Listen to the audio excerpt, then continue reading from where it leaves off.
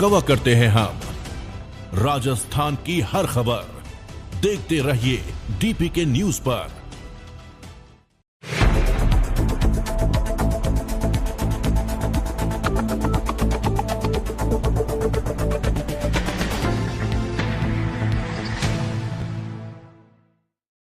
राजस्थान के सरकारी स्कूल में पढ़ने वाले स्टूडेंट को सर्दी में स्वेटर और जूते के लिए थोड़ा और इंतजार करना पड़ सकता है।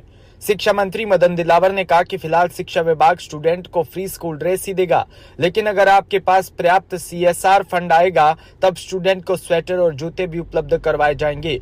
इसके साथ ही उन्होंने पूर्व कांग्रेस सरकार पर भी निशाना साधा और Mahatma Gandhi English medium school की बदहाली के लिए पूर्व सरकार को जिम्मेदार ठहराया।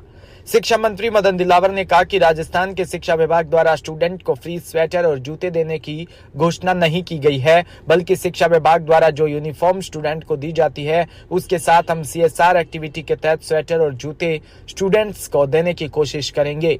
दिलावर ने कहा अगर CSR जो भी सभी कंपनियों को अपनी आमदनी में से निश्चित 2% पैसा सामाजिक सरोकार में लगाना पड़ता है, ऐसे में पर्याप्त राशि आने पर ही हम सब स्टूडेंट को स्वेटर जूते उपलब्ध करवा पाएंगे।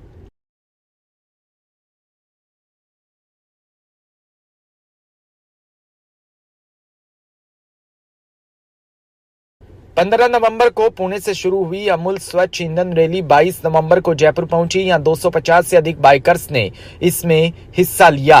रैली को राजस्थान कोऑपरेटिव डेयरी फेडरेशन की प्रबंध निदेशक श्रुति भारद्वाज ने पत्रिका गेट से हरी झंडी दिखाई।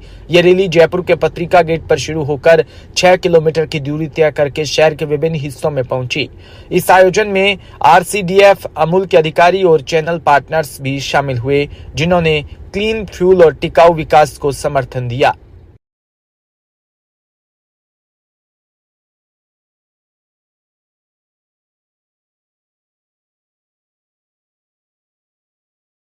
जैसा कि हम जानते हैं कि 26 नवंबर को डॉक्टर वर्गीस कुरियन, जिनको कि मिल्क मैन ऑफ इंडिया के नाम से भी जाना जाता है, उनकी बर्थ एनिवर्सरी है। इसी सिलसिले में हमारे जो बाइक राइडर्स हैं पुणे से स्टार्ट होकर गुजरात होते हुए उदयपुर से आज जयपुर आए हैं। तो जयपुर में हम पूरी मिल्क कम्युनिटी की तरफ से इनका स्वागत कर रहे हैं और आगे ये लोग पहुंचते हुए दिल्ली जाएंगे और वहाँ पे राजस्थान सरकार और गवर्नमेंट ऑफ इंडिया सभी मिलकर इस मिल्क डे का पूर्ण तरीके से आयोजन और इसका सेलिब्रेशन करेंगे। साथ ही मैं आपको बताना चाहूँगी कि जो राजस्थान सरकार है वह भी पूर्ण कोशिश कर रही है कि पशुपालकों को हम अधिक से अधिक लाभ पहुंचा सके और गत 2 माह में हमने लगभग 25% लाभांश इसको और भी बढ़कर दिखाया है, ताकि हम अधिक से अधिक पशुपालकों तक पहुंच सके, साथ ही इसका एक्सपेंशन कर सके। डेयरी बूथ है, क्वालिटी प्रोग्राम है, इन सभी को सुनिश्चित किया जा रहा है और माननीय मुख्यमंत्री महोदय के निर्देश अनुसार 200 करोड़ की सब्सिडी हमने दिवाली से पूर्व हमारे किसानों को वितरित की है, जिससे पूरे समाज में पूरे कृषकों के अंदर एक खुशी का माहौल है। और इस कार्यक्रम को आगे बढ़ाते हुए डॉक्टर वर्गीस जो है उनका ऑपरेशन फ्लड, इसको राजस्थान में भी पुरजोर तरीके से फैलाते हुए हम अधिक से अधिक पशुपालकों को अपने इस सिस्टम में जोड़ेंगे, अधिक से अधिक प्रोक्योरमेंट, मार्केटिंग और क्वालिटी को इंश्योर करेंगे। जोधपुर से खबर, जहां एक नेपाली परिवार ने विश्वासघात करते हुए गंभीर आपराधिक घटना को अंजाम दिया। इस बार लूट का शिकार retired additional SP Chandan Singh के घर को बनाया गया। घटना BGS गली नंबर 12 में हुई, जहां पीड़ित परिवार विवाह समारोह में गया हुआ था। घर में अकेली रह गई पुत्रवधू को नेपाली नौकर दंपति ने निशाना बनाया। उन्होंने इसे नशीला पदार्थ दिया, जिससे वो बेहोश हो गई। इसके बाद दंपति ने घर में रखे जेवर और अन्य महंगे सामान को चुरा लिया और फरार हो गए। महामंदिर पुलिस थाना प्रभारी शिवलाल मीणा ने घटना की पुष्टि की। उन्होंने बताया कि पुलिस के आपसी समन्वय से सभी 7 से 8 आरोपियों को बिलाड़ा से गिरफ्तार कर लिया। गिरफ्तार आरोपियों को बिलाड़ा से जोधपुर लाया गया, जहां उनसे पूछताछ की जाएगी और मामले की तह तक जाया जाएगा।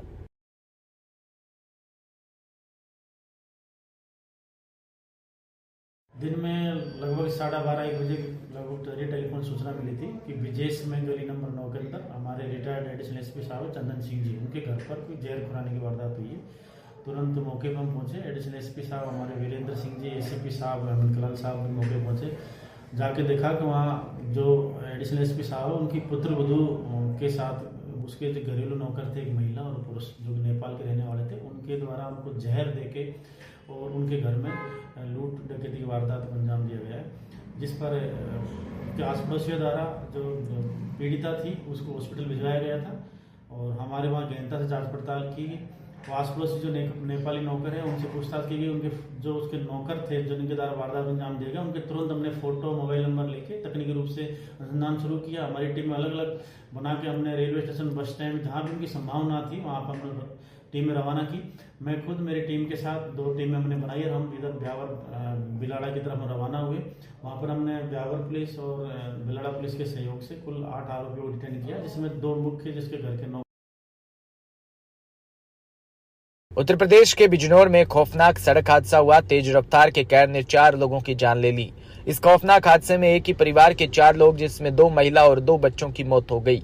वहीं 3 अन्य लोग जख्मी बताए जा रहे हैं। बिजनौर के नटहोर थाना क्षेत्र में यह हादसा हुआ, जहां एक तेज रफ्तार स्कॉर्पियो अनियंत्रित हो गई। इसके बाद सड़क किनारे एक पेड़ से जा टकराई।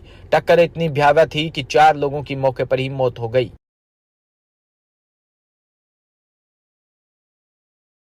आज दिनांक 22/11/2024 को रात्रि करीब 10:30 बजे एक स्कॉर्पियो वाहन नदियाबाद से नेटौर के लिए आ रही थी। कोतवाली देहात नेटौर मार्ग पर स्कॉर्पियो वाहन अनियंत्रित होकर पेड़ से टकरा गई, जिसमें 2 महिला और 2 बच्चों की मौके पर ही दुखद मृत्यु हुई है। 3 व्यक्ति घायल है, जिन्हें उपचार हेतु जिला चिकित्सालय बिजनौर भेजा गया है।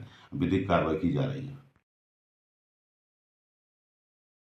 वहीं राजस्थान के तापमान में गिरावट जारी है। शुक्रवार को जयपुर, चित्तौड़गढ़, सिरोही, बीकानेर में न्यूनतम तापमान 2 डिग्री सेल्सियस तक गिर गया। जयपुर में तापमान 10 डिग्री सेल्सियस तक पहुंच गया। उदयपुर, चित्तौड़गढ़, चूरू, जालौर में न्यूनतम तापमान 10 डिग्री से भी नीचे दर्ज हुआ। मौसम विशेषज्ञों ने राजस्थान के उत्तरी 5 जिलों में गंगानगर, हनुमानगढ़, चूरू, झुंझुनू, सीकर में आज कोहरा छाने की संभावना जताई। पिछले 5 दिनों में जयपुर के न्यूनतम तापमान में 7 डिग्री सेल्सियस तक गिरावट आई है। पिछले 24 घंटे की रिपोर्ट देखें तो सबसे कम तापमान हिल स्टेशन माउंट आबू में 5 डिग्री सेल्सियस दर्ज हुआ है।